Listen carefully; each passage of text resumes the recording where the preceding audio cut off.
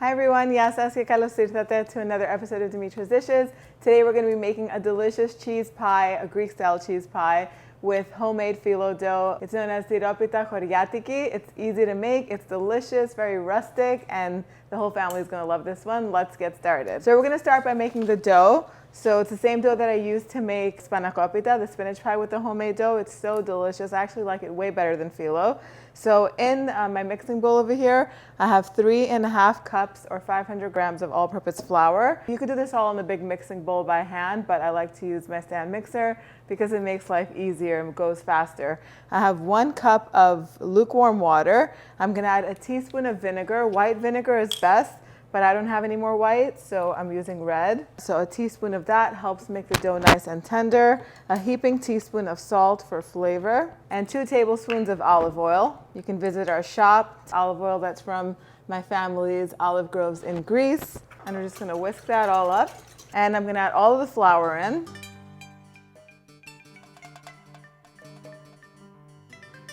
And I'm gonna knead it until it's nice and smooth. Once the dough starts kneading, if it's looking kind of dry, like mine was looking a little bit dry, I went ahead and I added 1/2 cup of water. You could start with 1/4 cup and move up to 1/2 cup if needed. Let it knead for about 5 minutes. Transfer it to a bowl that's been greased with a couple of tablespoons of olive oil. Toss the dough around in there. You're going to see that it's no longer going to be sticky. Cover it with plastic wrap or with a clean kitchen towel and set it aside for about 30 minutes to an hour. That's going to allow the dough to rest, and it's going to be very easy to roll it out. You can also make the dough a day ahead of time and just cover it with plastic wrap or put it in an airtight container and let it rest overnight in the refrigerator. Let's make the filling right now, the cheese filling. Okay, so we're going to need 1.5 pounds of really good quality sheep's milk Greek feta cheese. The Donis is my favorite brand, and I get mine from a local restaurant supply shop. This is not sponsored by any means, but this is what the container looks like. But any sheep's milk feta will do. It's going to be nice and creamy. I know Costco has some good brands too. So 1.5 pounds. Make sure you buy it in block form so that way it's fresh.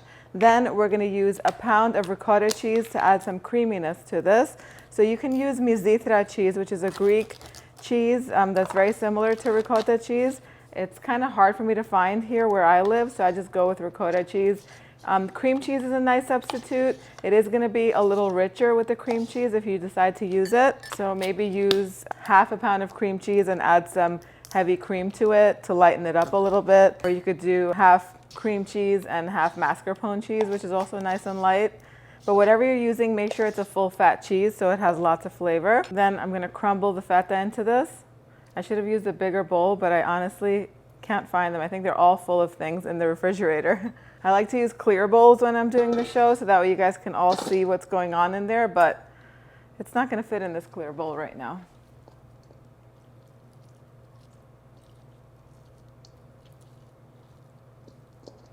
Some freshly cracked black pepper. And if you have some fresh mint, go ahead and use about 2 tablespoons of finely chopped fresh mint leaves. I'm out of fresh mint, but I do have this dried mint over here. And I'm just going to sprinkle in about a heaping teaspoon's worth. You could use dill, parsley, or even basil. And then you could go ahead and taste the mixture before you add the eggs in there. So good. Put a little bit more black pepper. And then 2 eggs. I'm just going to add them to the side of the bowl and just beat them in. And then mix them all in.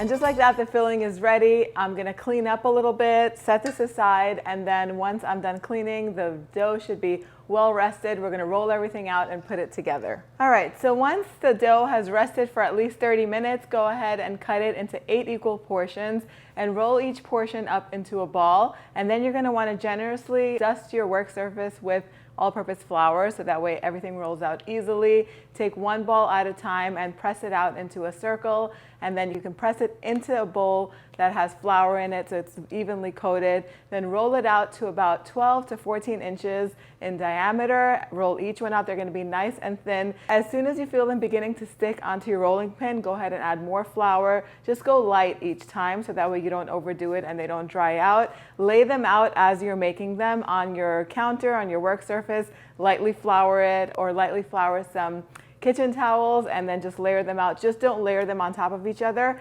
I have heard from many of you guys that if you put cornstarch between the layers, they won't stick. I don't even want to risk it because I've done this before, and I even though I put flour between the layers, they still stuck together, and it's so much work. I don't want to risk it. I just spread them out on my countertop. One of these days I will I will test out the cornstarch method and let you know if it works. I'm going to continue rolling these out, and then we're going to assemble the pie. Okay, so I have a 9 by 13 inch baking pan. I'm just going to grease it with a little bit of olive oil, but you can do half olive oil, half melted butter for more flavor if that's what you prefer. This is about 3/4 of a cup of olive oil. I don't know exactly how much I'm going to use.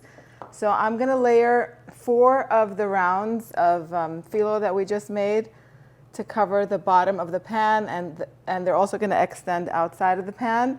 And I'm going to drizzle oil between each layer or over each layer.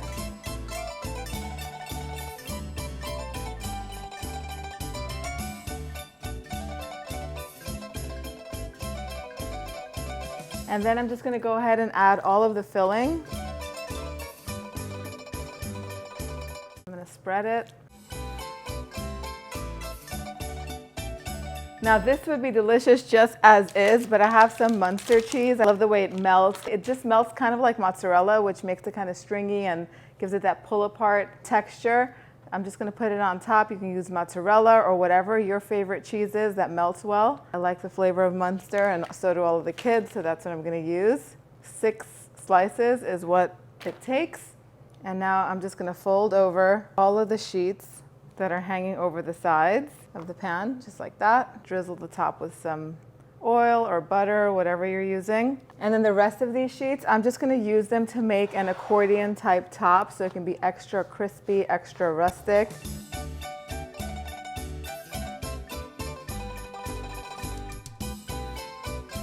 And tuck in the edges.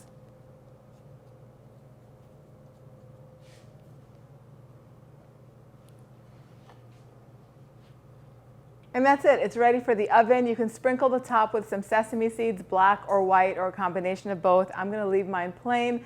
My oven is preheated to 375 degrees Fahrenheit. This is going to go in on the center rack, and it's going to bake for 40 minutes. Then I'm going to raise the temperature to 400 degrees Fahrenheit, and it's going to bake for an additional 20 or 25 minutes or until it's beautifully golden brown. I'm going to take it out, let it rest, and then it's going to be ready to serve. I'm going to clean up all this flour that's all over the place, and then I'm going to show you what it looks like as soon as it's done. You can freeze it at this point too. If you're making a second one, you would just wrap the tray with plastic wrap and put it in the freezer, and it'll stay fresh for up to 2 or 3 months. You can bake it frozen, or you could thaw it out overnight in the refrigerator and then bake it just the way we're baking it today.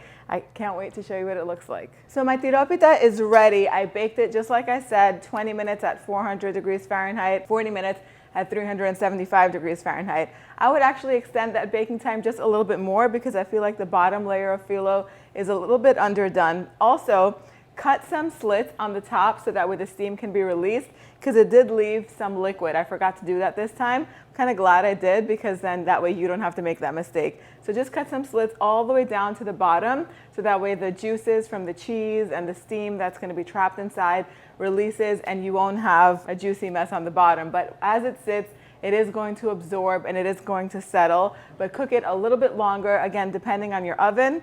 And that's it. That's really all you have to do. It smells amazing. I cannot wait to take a bite. And the top is super crispy. Let me let you hear it. You hear that? Hope you can hear it.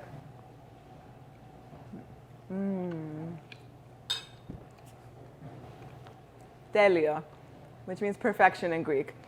This really takes me back to Greece. Every time we land in Greece in Athens, we stop at one of the little shops in the airport, and we always grab a tiropita. It's usually not made with homemade dough. It's usually made with more like a puff pastry type dough, which you can use instead of the homemade phyllo if you'd like.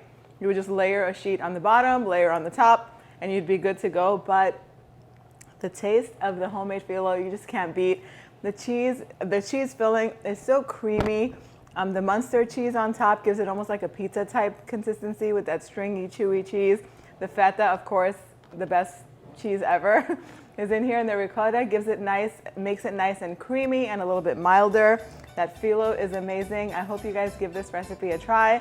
The exact measurements are on the website, www.dimitrasdishes.com. Let me know what you guys think. And if you want to learn how to make this with store-bought phyllo, click over here and I'll see you right over there. Yes, us.